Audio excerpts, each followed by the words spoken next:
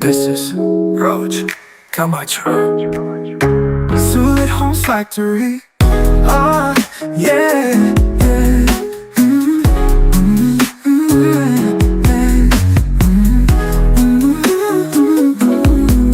Sulit Homes Factory.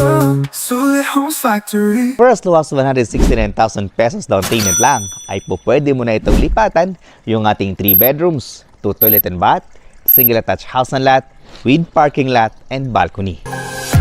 I'm walking alone, the streets are empty. The only thing I can see is my own silhouette. I'm getting stronger, step by step. The clock is ticking, but there's no time for regrets. I've been flying from town to town, from London to Taiwan. And for as low as 169,000 pesos down payment lang, ay pwede mo na itong lipatan within 6 months yung ating Caroline Model Unit. I think about you every day and night. A million reasons why I can't get you out my mind. I wish that I could just rewind the time. 'Cause every time I look around, you're never there, you're never there, there.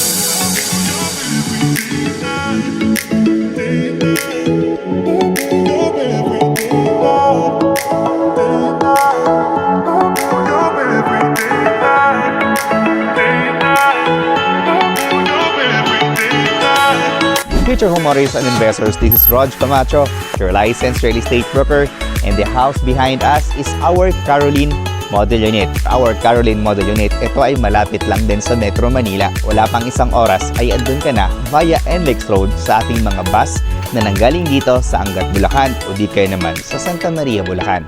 So kung ikaw ay taga Metro Manila, katulad ng Quezon City, Malabon, Caloocan, or working ka sa may Ayala, Balintawak, o dito sa SM North, and Trinoma, or Cubao, then itong bahay na to ay ideal po para sa inyo. So this project is located at Barangay Pulong Buhangin, Santa Maria, Bulacan, Redwood Residences, kung saan ito ay malapit sa PUP Santa Maria, Bulacan, which is 5 minutes away lang. Malapit din ito sa Jollibee at McDonald dito naman sa Barangay Pulong Buhangin, Santa Maria, Bulacan. Malapit din ito sa All Home sa Pulong Buhangin, Santa Maria, Bulacan. So itong project nito ay may guarantee namin sa inyo na hindi binabaha. So dito din sa project na ito ay may mga amenities sila tulad ng clubhouse, meron silang children's playground at meron din sila ditong gazebo. Ang kagandahan sa project na ito ay maliit lang na community. So wala pang 500 units sa loob ng subdivision. Kaya may enjoy ninyo yung sense of exclusivity dito sa Redwood Residences. Ito yung ating Caroline Model Unit na merong lot area na 72 square meter at ang kanyang floor area naman ay 112 square meter. So for our Caroline, we have 3 bedrooms, 2 toilet and bath, isang parking lot at meron tayong balcony. So for our parking lot, it can accommodate a car like sedan, van, or SUV. Then dito naman sa gilid, no, o dito sa unahan, ay meron tayo ditong setback na nasa mga 2 meters, which is a requirement, no, ng City Engineering Office for our ventilation ng ating living room, ng ating rooms doon sa taas, as well as dito naman sa ating kitchen area. Okay? So meron tayo ditong service area, ito. Tapos ito naman yung ating laundry area. Soon, pag once na nakalipat kayo, pwede mo na itong ipaayos, ipapa-extend the moment na na-approve na tayo either sa bank financing or sa Pag-ibig financing. Okay? So pasukin natin para sa ating tiles dito sa ground floor. We are using 60 by 60 na granite tiles. Area na to, meron tayo ditong malaking bintana. So dito sa bintana ay casement window tayo. So ibig sabihin, pag once binuksan natin ito lahat, tulad po ng mga videos ko before, sa mga project no, dito sa Solar Resources Inc., pag once binuksan natin yan, 100% makakapasok yung hangin. So yun ang kagandahan pag steel casement window tayo. Okay, so guys, no, dito, ito yung ating pinaka living area. Tapos dito natin ilagay yung ating television dito sa wall na to or dito sa side na to. So nasa inyo kung saan nyo gustong ilagay yung inyong television area. Pero I think dito sa portion na to, yung inyong TV. Then, ito yung ating dining area.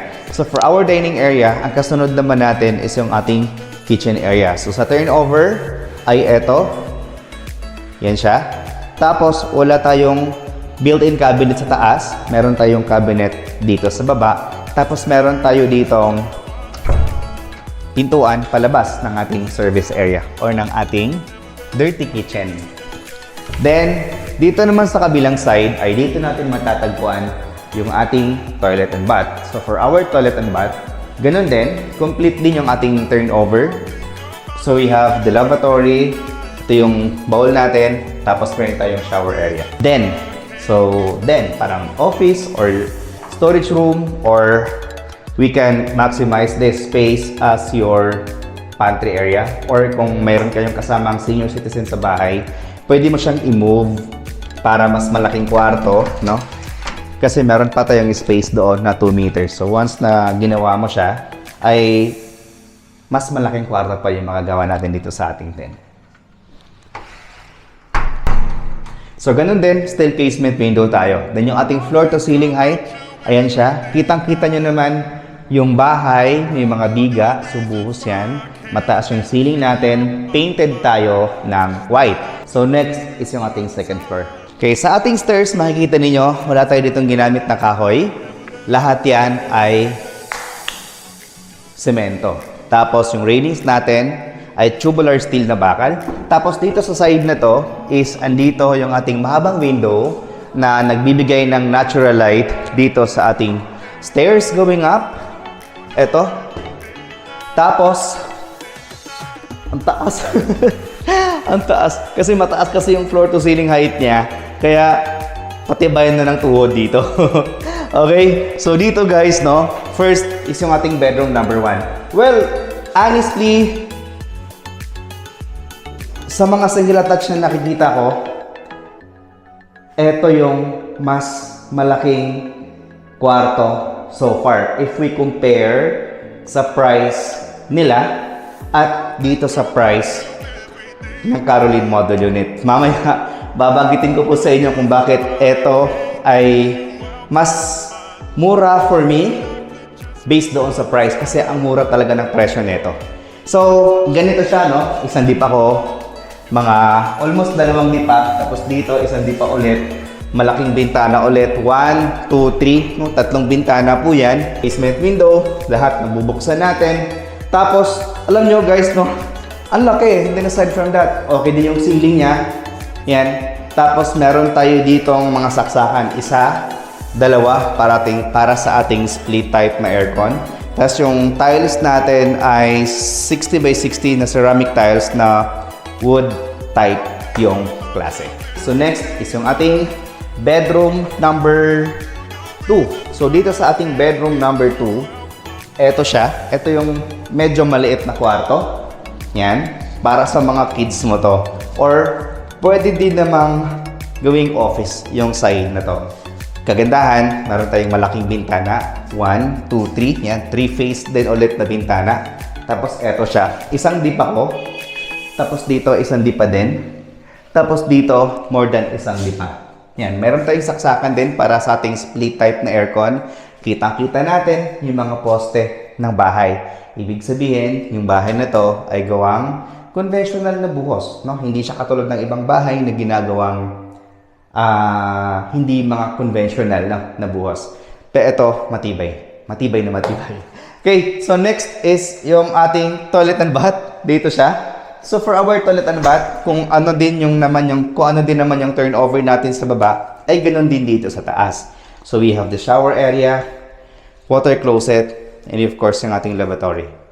Ito yung ating comfort room. Okay, so next is yung ating master bedroom na super excited ako kasi sobrang lapad at sobrang luwag ng ating master bedroom. Guys, ang presyo niya for as low as 4,000,000 pesos lang. So for me, eto na yung pinakamurang 3 bedrooms, 2 toilet and bath na single attached house and lot sa market dito sa Santa Maria, Bulacan. At dapat makuha mo ito dahil nag-iisang unit na lang po ito for 72 square meter. Then the rest ng mga units namin dito na available, 2 units na lang or 2 units na lang na available namin. Isang 107 square meters which is 5.6 million pesos para sa aming corner lot. At sa ating end unit naman na 143 something square meters ay nasa 6.1 million pesos. So kung gusto mo ng mas malaking lot area, ay pwede mo itong makuha itong ating end unit na 6.1 million pesos, 143 square meter ang lot area, or dito naman sa ating corner lot na mas mura, 5.6 million pesos, 109 square meters naman yung ating lot area. Okay, so lahat ng yan ay magdi-discount kami sa inyong down payment na 250,000 pesos. So kung ang price namin ay 5.6 million pesos, so magiging 5.4 million pesos na lang dito sa corner lot. At dito naman sa end unit ay magdi-discount tayo again ng 250,000 pesos from 6.1 million pesos. So nasa mga around 5,850,000 pesos na lang. And guys, mas malaki ang lot area, mas maganda kasi nga meron kang future expansion soon at main road din po yung ating end unit. So for this unit, napakamura, 4.1 million pesos. Kung swak na sa inyo to, nag-i-start pa lang kayo as a family, no? Then eto ang kukunin ninyo. We have a huge bedroom.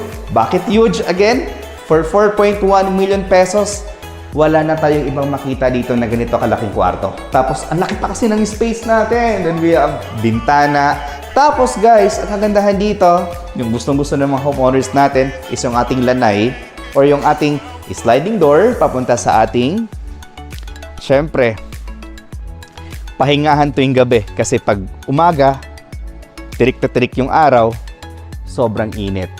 Pero, kung gusto mo itong lagyan ng canopy, unang bubong, no, ng mga polycarbonate, mas maganda, mas aesthetic, tas lagyan mo ng mga ilaw, lalo na ngayong Pasko.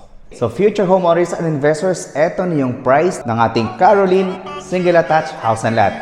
Ready for occupancy unit within 6 to 8 months. So yung lot area natin ay 72 square meter at ang kanyang floor area ay 112 square meter.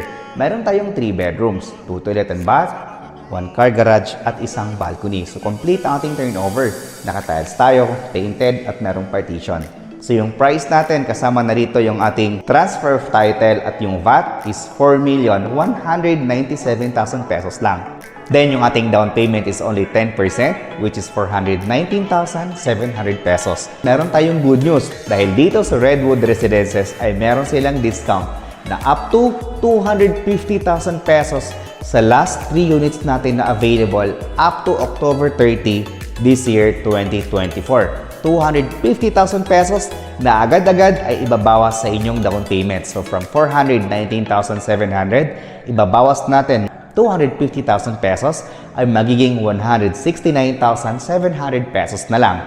Plus, bawasan pa natin ang reservation fee na 20,000 pesos at yung matitira doon ay pwede pa nating i-divide up to 3 months nang walang interest. Yun yung ating monthly down payment for 3 months without interest is 49,900 pesos na lang. Then, yung ating balance na 90%, yun naman ay ilulong natin through bank financing. But don't worry guys, dahil kami po ang magpaprocess ng inyong loan kahit nasa ibang bansa po kayo, kami ng developer ang magpaprocess ng inyong loan sa bank financing. Then, yung ating monthly amortization for 20 years through bank financing ay 29,855 pesos na lang. Then, yung ating required income para maka-avail ng ating Caroline Model Unit is only 100,000 pesos. Kung hindi umabot yung inyong salary ng 100,000 pesos, ay pwede kayong kumuha ng inyong co-borrower katulad ng inyong asawa, ng inyong anak, ng inyong papa, ng inyong mama, ng inyong kapatid. As long as na wala kayong unpaid na mga credit card or canceled cards dito sa Pilipinas, ay pwede pa rin kayong maka-avail ng anong pang hinihintay mo. I-reserve mo na ang last 3 units namin dito sa Redwood Residences. For more details about this project, trippings and reservation, please i-dial niyo po yung number na naka-flash dyan sa inyong screen, and if you are new to my channel, can i-click that subscribe button at i-hit mo na rin ang notification bell para pag mayroon tayong bagong videos na tulad nito, ay agad namin kayong ma-notify. This is Raj Camacho, your licensed real estate broker. Thank you so much for watching and God bless.